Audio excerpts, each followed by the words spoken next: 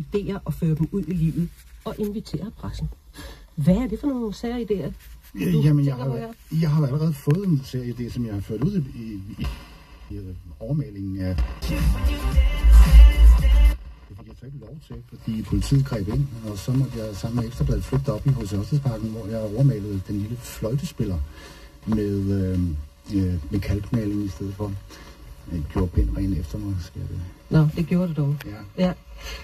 Men det var jo et forsøg på ligesom at vise, at man kan faktisk godt provokere. Man kan godt lave destruktiv kunst på en konstruktiv.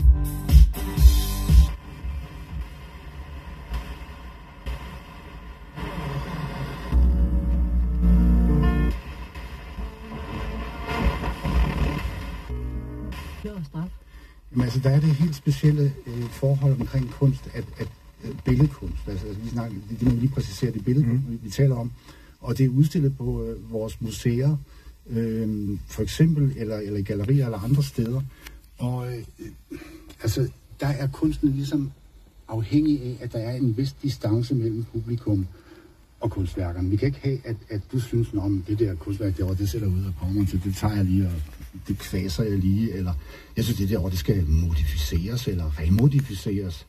Rematerialiseres. Rematerialisering er så en anden kunstform igen. Det er kunstformen. Det var jo den, der præsterer med. Naročito u svom džepu. Inače, jedan pilotjanac...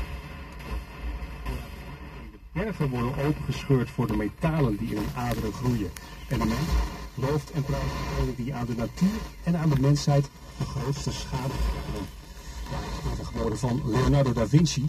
Goedemiddag en welkom bij Maatwerk bij Kalm met Klassiek deze week.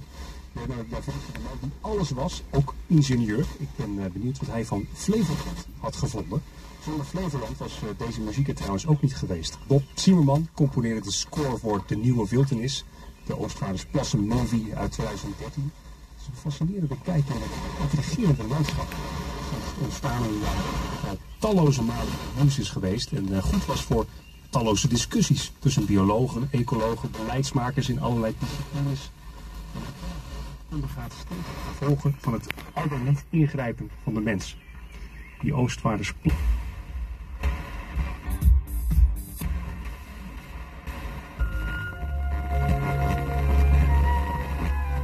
През следващото денонощие